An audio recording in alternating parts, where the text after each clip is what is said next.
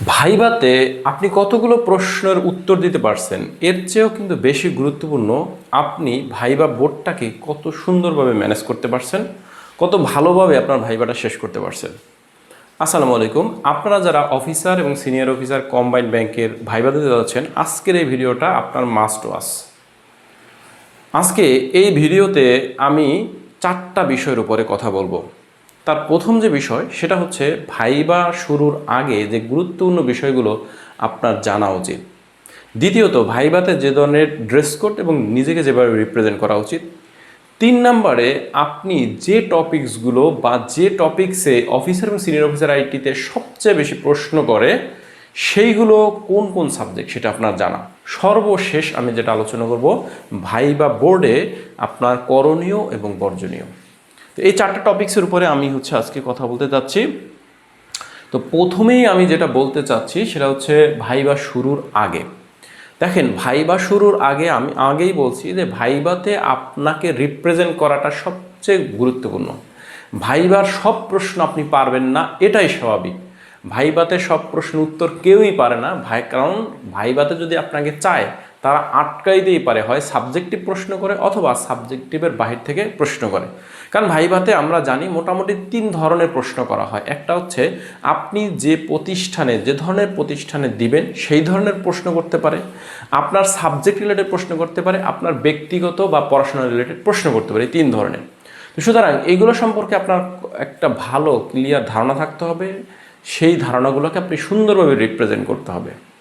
তো ভাইভা শুরুর আগে আপনার যে প্রয়োজনীয় কাগজপত্রগুলো আছে, অর্থাৎ যে যে বিষয়গুলো নিতে বলছে আপনাকে, যেমন ধরেন এসএসসি থেকে মাস্টার্স পর্যন্ত সার্টিফিকেট এবং যেগুলো সত্যায়িত কপি, এনআইডির কপি, তারপরে আপনার নাগরিকের সনদপত্র, তারপরে আরও যে আদার্স ডকুমেন্টসগুলো, আপনি যদি চাকরি করে থাকেন তাহলে সেটার এনওসি নেওয়া হয়েছে কিনা, এই বিষয়গুলো কিন্তু আগে নেবেন। কারণ এইগুলা যদি কোনো একটা মিসিং থাকে আপনার কিন্তু কনফিডেন্সের অভাব হবে। ভাইভা বোর্ডে কনফিডেন্স ধরে রাখাটা সবচেয়ে গুরুত্বপূর্ণ। সুতরাং এইগুলো আপনি আগে কমপ্লিট করে রাখবেন।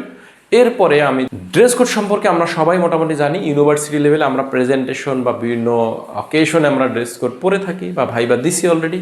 তারপর আমি একটু ফর্মালিটিসের জন্য আপনাদেরকে বলি যে ভাইভা বোর্ডে আপনার ফর্মাল ছেলেদের জন্য এরকম আপনারা যদি কোট পরতে চান, যেহেতু গরমের দিন কোট না পরলেও সমস্যা নেই, বাট কোট পরলে আপনি একটু মেনটেন করবেন যেন অতিরিক্ত ঘেমে না যান, মানে যাতায়াত ব্যবস্থাটার একটু এসি বা প্রাইভেট কারে সিএনজিতে গেলে ভালো হয়। এবং যদি ভাইভা বোর্ডে অবশ্যই আপনার সেখানে এসি থাকবে, তো সুতরাং সেখানে যাওয়ার পর সমস্যা নেই, বাট তার আগে বিষয়টা আপনি খেয়াল রাখবেন। আর যদি কোট পরতে না চান তাহলে সাদা শার্ট, কালো প্যান্ট, কালো জুতো ফর্মাল পরবেন। আর মেয়েরা চাইলে শাড়ি পরতে পারেন, শাড়ি পরাটা বেস্ট, তবে 3 পিসও পরতে পারেন ফর্মাল। আর হিজাব পরতে পারেন যারা হিজাব মেনটেন করেন, তো তারা নন ফর্মাল ড্রেস কোডটা মেনটেন করতে পারেন। অতিরিক্ত কালার, বিশেষ করে শাড়ির ক্ষেত্রে অতিরিক্ত কালারফুল ড্রেস না পরাটা সবচেয়ে ভালো। ফর্মাল নর্মাল যে ড্রেস, যেগুলো আর কি মার্জিত পোশাক বলতে আমরা যেটা বুঝি, সেইটাই মেনটেন করা হচ্ছে। কোনো অর্নামেন্টস না পরা ভালো। হাতে একটা ঘড়ি থাকতে পারে, নর্মাল ঘড়ি থাকা উচিত, ঠিক আছে। স্মার্ট ওয়াচ বা এইগুলো না থাকলেই ভালো। তো এইগুলো নর্মাল এটিকেট মেনটেন করে যাওয়া উচিত। ভাইভা বোর্ডে প্রবেশের ক্ষেত্রে কিছু বিষয় আছে, সেইগুলো আমি সর্বশেষে আলোচনা করব। আগে আসেন যে আমরা কি কি সাবজেক্টে পড়াশোনা করতে পারি বা কোন কোন টপিকস আমার পড়াশোনা করা উচিত। অফিসার এবং সিনিয়র অফিসার আইটির পরীক্ষার ক্ষেত্রে আপনারা দেখছেন যে এই পরীক্ষাগুলো কিন্তু যে আমাদের যারা এক্সাম টেকার তাদের উপর কিছু প্রশ্ন ভ্যারি করলেও মূলত আমাদের কিন্তু এখানে networking, server, infrastructure, general computer এই সব বিষয় থেকে প্রশ্ন একটু বেশি করা হয়। আর পাশাপাশি ডাটা স্ট্রাকচার বা আদার যে ডাটাবেজ ম্যানেজমেন্ট সিস্টেম এগুলো তো আছেই, কিন্তু প্রোগ্রামিংয়ের কোড থেকে কিন্তু প্রশ্ন নর্মাল কম করা হয়। এপি অ্যাসিস্ট্যান্ট প্রোগ্রামার বা এগুলোতে প্রোগ্রামিং বা একটু কঠিন প্রশ্ন করা হয়। তো অফিসার সিনিয়র অফিসার আইটির বিভিন্ন ভাইভা অভিজ্ঞতাগুলো অ্যানালাইসিস করে যেটা দেখলাম যে এইখানে আমাদের যে সাবজেক্টগুলো আছে তার মধ্যে সবচেয়ে বেশি প্রশ্ন হয় নেটওয়ার্কিং অ্যান্ড ডাটা কমিউনিকেশন, এইটা থেকে। নেটওয়ার্কিং এবং ডাটা কমিউনিকেশনের যদি আমরা স্পেসিফিক বলি, যেমন ধরেন network type, OSI model, networking যে ডিভাইসগুলো, সুইচ, রাউটার, ঠিক আছে, ফায়ারওয়াল, এইগুলা ব্রিজ, এইগুলা সম্পর্কে ক্লিয়ার কনসেপ্ট রাখতে হবে এখানে। তারপর কেবলসের ক্ষেত্রে যেমন আপনার অপটিক্যাল ফাইবার মাস্ট বি, ঠিক আছে, অপটিক্যাল ফাইবার, এই ফাইবার রেঞ্জ, ঠিক আছে। তারপরে বাংলাদেশের সাবমেরিন কেবল আছে কয়টা, এক দেশ থেকে আরেক দেশে কীভাবে নিয়ে যাওয়া যায়, কোন কেবলের মাধ্যমে, অপটিক্যাল ফাইবারের কোরের সংখ্যা কত, এটার আসলে অপটিক্যাল ফাইবার থেকে ডাটা ট্রান্সমিশনের টেকনোলজি কি, আমাদের টপোলজি, অর্থাৎ আপনাকে যদি একটা নেটওয়ার্কের কথা বলে যে আপনাকে 10টা কম্পিউটার দিলাম, সেখানে আপনি কিভাবে কোন টপোলজি ব্যবহার করবেন, বা একটা 50টা কম্পিউটার কোন টপোলজিটা সুবিধাজনক, সেগুলো আমাদের জানতে হবে। সেই যে আমাদের 6 ধরনের টপোলজি আছে সেগুলো জানতে হবে। এবার প্রোটোকলস, বিভিন্ন ধরনের প্রোটোকলসগুলো কোন সার্ভিসের জন্য কোন প্রোটোকল ব্যবহার করি সেগুলো আমাদের জানতে হবে, কারণ এই প্রোটোকলগুলো কিন্তু আমাদের আসলে বিশেষ করে নেটওয়ার্ক ফিল্ডে যারা আছে তাদের কিন্তু অত্যন্ত গুরুত্বপূর্ণ জানা। ঠিক আছে, বিভিন্ন প্রোটোকলসগুলো বলেও তো পারে, সেই প্রোটোকলসগুলোর হচ্ছে যদি আমরা ওই সার্ভিসগুলোর পোর্ট নাম্বার কত সেগুলো কিন্তু অনেক সময় জিজ্ঞেস করে, যেটা আমার পরবর্তী পেজে আছে, পোর্ট বা সকেট, হ্যাঁ, তারপর আছে ডিএনএস, আইপি, ম্যাক, এই আইপি অ্যাড্রেসের বিভিন্ন ক্লাস নিয়ে প্রশ্ন করতে পারে। ঠিক আছে, তারপর ম্যাক অ্যাড্রেস কত বিটের হয়, ম্যাকের কোনটাকে লজিক্যাল অ্যাড্রেস কোনটাকে ফিজিক্যাল অ্যাড্রেস বলা হয়। তারপর সাবনেটিং নিয়ে প্রশ্ন করতে পারে, যদি একটু আপনাকে ডিপে প্রশ্ন করে তখন সাবনেটিং। তারপর রাউটিং নিয়ে প্রশ্ন করতে পারে, বিভিন্ন রাউটিং অ্যালগোরিদমগুলো আছে, হ্যাঁ, সেই রাউটিং অ্যালগোরিদম নিয়ে প্রশ্ন করতে পারে যদি একটু ডিপেও করতে চায়। ব্যান্ডউইথ থ্রুপুটের মধ্যে পার্থক্য, ব্যান্ডউইথ বলতে কী বোঝায়, একটা অফিসের 50 MB ব্যান্ডউইথ বলতে আসলে আপনি কি বুঝেন, এই ধরনের প্রশ্ন আসতে পারে। এরপরে মিডিয়া কনভার্টার অন ওয়েলটি যে টেকনোলজি, আমরা কিভাবে অপটিক্যাল ফাইবার থেকে আমাদের ক্যাট 6-এ কীভাবে নিয়ে আসতেছি সেগুলো, এবং এই যে কেবলের টেকনোলজিগুলো, যেহেতু আমাদের এখানে জেনারেল আইটি সাপোর্ট বা এই রিলেটেড কাজগুলো আপনার করা লাগতে পারে, তো সেক্ষেত্রে আপনার কেবলিং সম্পর্কে ক্যাট 6, তারপর হচ্ছে আমার কোএক্সিয়াল কেবল, এগুলোর মধ্যে পার্থক্য কী, কোনটার সুবিধা কী অসুবিধা কী, এগুলা কোনটা কী কানেক্টর ব্যবহার করা হয়, হ্যাঁ ঠিক আছে, এগুলা কোনটা RJ45 কানেক্টর, কোনটা বিএনসি কানেক্টর ইত্যাদি আমার হচ্ছে জানতে হবে। এটা হলো ডাটা কমিউনিকেশন নেটওয়ার্কিং, যেখান থেকে সবচেয়ে বেশি প্রশ্ন করা হয়।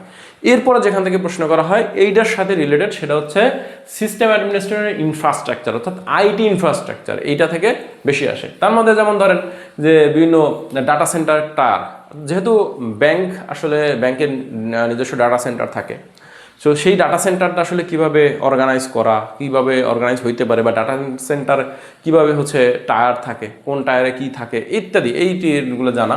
তারপর যে স্টোরেজ টেকনোলজি খুবই গুরুত্বপূর্ণ, ন্যাস স্যান, এগুলোর মধ্যে পার্থক্য কী, কোনটা কখন ন্যাস ব্যবহার করি কখন স্যান ব্যবহার করি, ঠিক আছে। তারপরে এই যে ড্যাশ, এই স্টোরেজ সিস্টেমটা জানা। তারপর বিভিন্ন স্টোরেজ, যে যেমন হার্ড ডিস্ক, এসএসডি কেন ফাস্ট, হার্ড ডিস্ক কেন স্লো ইত্যাদি, এইসব প্রশ্ন করতে পারে।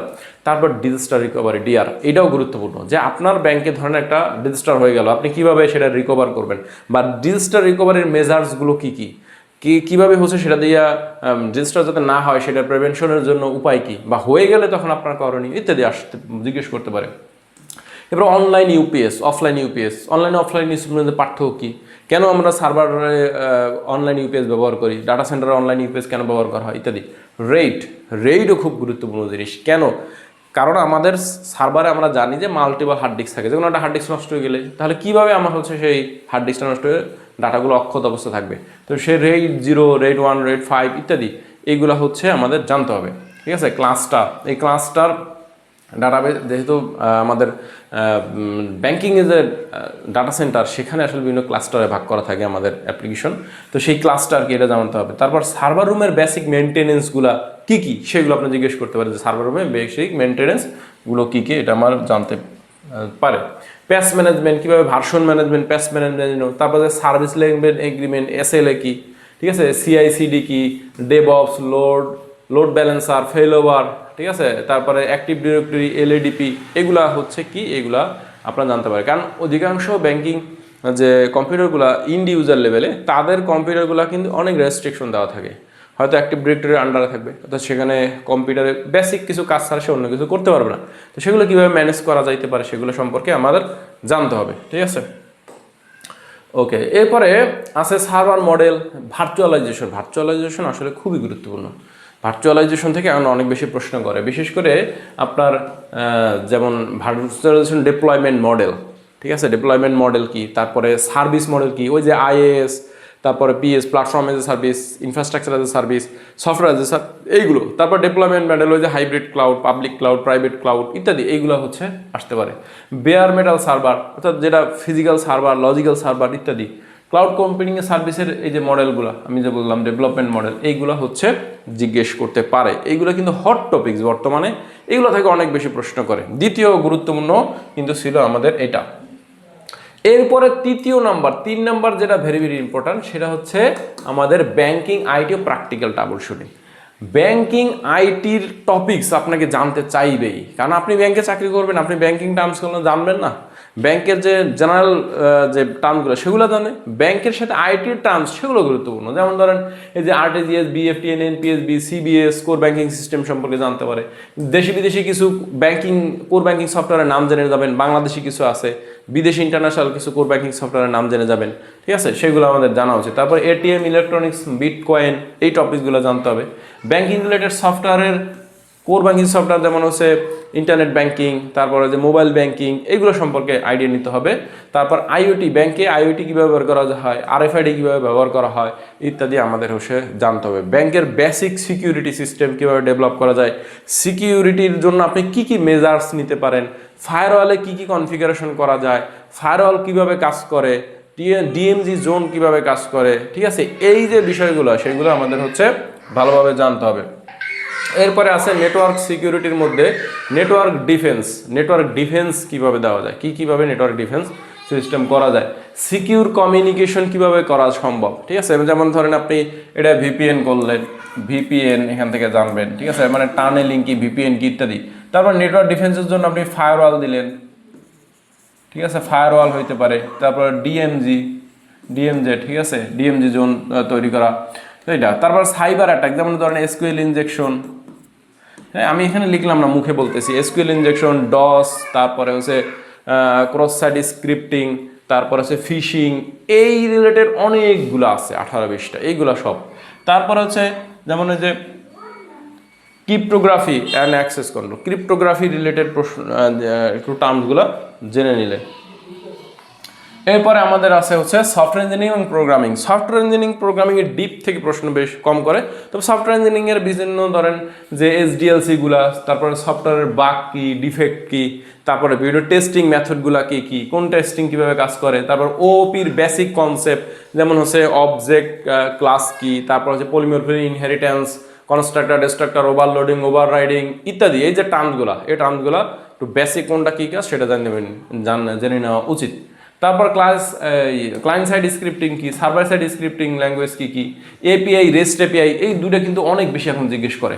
এপিআই, রেস্ট এপিআই বলতে কি বুঝেন, এগুলো কীভাবে কাজ করে, এগুলো। গেট মেথড, পোস্ট মেথডের পার্থক্য, ওপেন সোর্স সফটওয়্যারের নাম বলেন কিছু, টেস্টিং টুলস কিছু, তারপর ফ্রেমওয়ার্ক, বিভিন্ন সফটওয়্যার ফ্রেমওয়ার্ক, ঠিক আছে, পাইথন নিয়ে জিজ্ঞেস করে, পাইথনের বেসিক আইডিয়া একটু জেনে নিয়ে, মানে প্রোগ্রামিং জানার দরকার নেই, বাট বেসিক আইডিয়া জানলে হবে। ডাটাবেস ম্যানেজমেন্ট সিস্টেমে ডিবিএমএস প্ল্যাটফর্মের নাম, trigger, views, normalisation, acid properties, CRUD, NoSQL, schema ইত্যাদি রিলেটেড, এইগুলো রিলেটেড প্রশ্নগুলো বেশি করে আসলে। তারপর এমার্জিং টেকনোলজি, এটাও হচ্ছে এখন খুব গুরুত্বপূর্ণ, অনেক বেশি এই এমার্জিং টেকনোলজি নিয়ে জিজ্ঞেস করে, বিশেষ করে এআই চ্যাট বট। ধরেন বললো যে ডিপসেক এবং হচ্ছে চ্যাট জিপিটির মধ্যে পার্থক্য কী, হ্যাঁ, Gemini, chat GPT, which is better, এবং কোন প্ল্যাটফর্মের জন্য, পড়াশোনার জন্য কোনটা, চাকরিজীবীদের জন্য কোনটা, আইটি প্রফেশনালদের জন্য কোন প্ল্যাটফর্ম বেশি বুঝি, এ ধরনের প্রশ্ন করতে পারে। Blockchain, package idea, big data, ঠিক আছে, বেসিক ডাটা মাইনিং, তারপর হচ্ছে ফাইনটেক, স্টারলিংক, স্যাটেলাইট ইত্যাদি বিষয়ে হচ্ছে প্রশ্ন করতে পারে। কোনগুলো আসলে বাদ দিব, কারণ আমাদের কম্পিউটার সায়েন্স তো বিশাল এক সমুদ্র, সেই সমুদ্রে কোনগুলো আপনি পড়বেন আর কোনগুলো বাদ দিবেন, এটা এই কম সময়, মাত্র কয়েকদিন আছে ভাইবার বাকি, এই কম সময় আসলে আপনার জোগাড় করা মুশকিল। তো অনেকে হয়তো বই কিনবেন, প্রিন্টেড বই এরকম, এই যে আমাদেরও একটা বই ছিল যেটা এখন আসলে এটার স্টক আউট।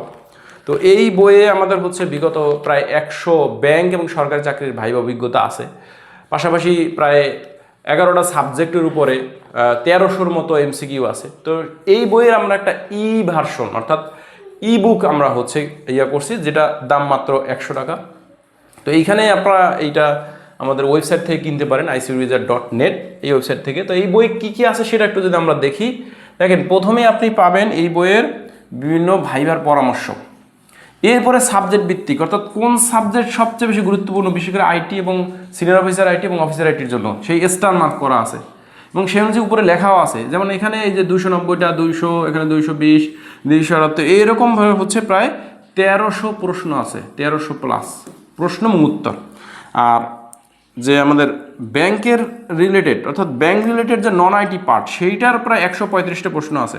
যেন আপনাকে যদি প্রশ্ন করে যে ব্যাংক আসলে লস করে কীভাবে বলেন তো, তারপরে পিএলসি বলতে কী বুঝেন, তারপরে পাবলিক প্রাইভেট ব্যাংক আসলে কি, বিশেষায়িত ব্যাংক বলতে কি বুঝেন, বাংলাদেশ বিশেষায়িত ব্যাংক কয়টা আছে, সরকারি ব্যাংক কতগুলো আছে, ঠিক আছে, এগুলো প্রশ্ন করে, তাহলে কিন্তু এগুলো মুশকিল, মানে কোন কোন প্রশ্ন করতে পারে।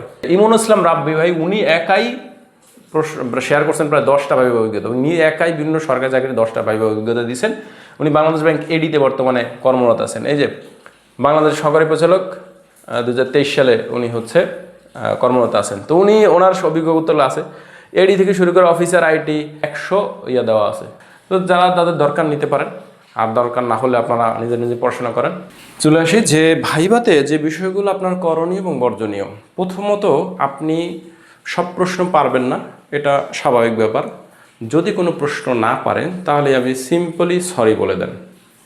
দ্বিতীয়ত, সবসময় আই কন্ট্যাক্ট রাখেন, অর্থাৎ আপনি যার সাথে কথা বলবেন সেই স্যারের দিকে, যে প্রশ্ন করছে তার দিকে তাকিয়ে তারপরে প্রশ্নের উত্তরটা দিবেন। এটা খুবই গুরুত্বপূর্ণ। আপনি নিচের দিকে তাকায় ওদিক তাকায় প্রশ্ন করা যাবে না।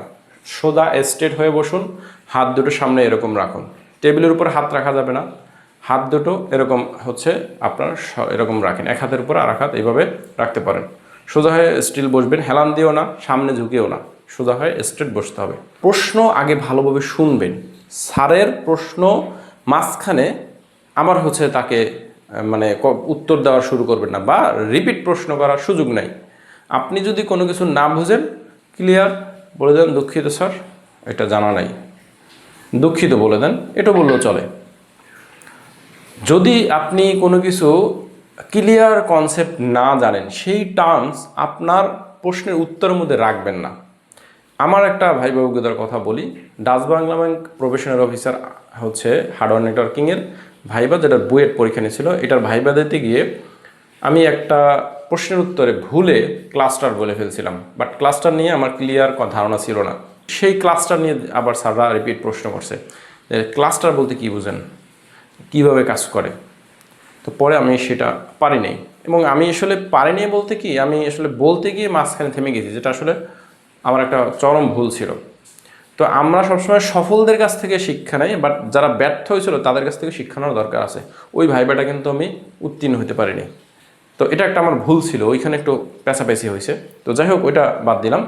ক্লিয়ার কনসেপ্ট নাই যে শব্দগুলো, সেই শব্দগুলো স্কিপ করা ভালো, মানে না ব্যবহার করে অল্টারনেটিভ অন্য কিছু ব্যবহার করা। যারা সামনে বসে আছে তারা যদি ভুলও বলে, আপনি সেটাকে ডিফেন্স করতে যাবেন না। অতি স্মার্টনেস দেখানো ঠিক না, আবার মিনমিন করে কথা বলা ঠিক না, ক্লিয়ার কথা বলা উচিত। এবং কনফিডেন্স, যেটা বললাম যে আপনি সবসময় কনফিডেন্স বলবেন, সত্য বলার চেষ্টা করবেন, কারণ মিথ্যা বললে কনফিডেন্সের অভাব হয়। কনফিডেন্সের অভাব হলে আপনাকে হচ্ছে তারা মানে নেগেটিভলি নিতে পারে। তো সেজন্য হচ্ছে কনফিডেন্স রাখাটা বেশ জরুরি। এই হচ্ছে আমাদের মেইন বিষয়গুলো, যে ভাইভাতে আপনি কিভাবে ভালো করতে পারেন। তো আমি আসলে এত ছোট ভিডিওতে বিস্তারিত আলোচনা করতে পারিনি। আপনি আমাদের পেজে গেলে এই যে টপিকসগুলো, এগুলো লিস্ট আমরা দিয়ে দিতেছি পেজে, আপনি এখান থেকে চাইলে পড়তে পারেন। যদি মনে করেন আমাদের এই ই বুকটা মাত্র 100 টাকা দাম, সেটা অনলাইনে সংগ্রহ করতে পারেন। আপনি অনলাইনে টাকা পেমেন্ট করে আমাদের হোয়াটসঅ্যাপে মেসেজ দিলেও হবে, বা অনলাইনে ওয়েবসাইট থেকে নিলেও হবে। মাত্র 100 টাকায় আপনি চাইলে বইটা সংগ্রহ করতে পারেন। আশা করি আপনি নিরাশ হবেন না। মানে এখানে 100 টাকায় যেটা দিচ্ছি সেটা আপনি 1000 টাকা মূল্যমানের জিনিসপত্র পাবেন। বিশেষ করে 100 ভাইবা অভিজ্ঞতায় আমি মনে করি অনেক কিছু এই সময়। তো ধন্যবাদ, আসসালামু আলাইকুম।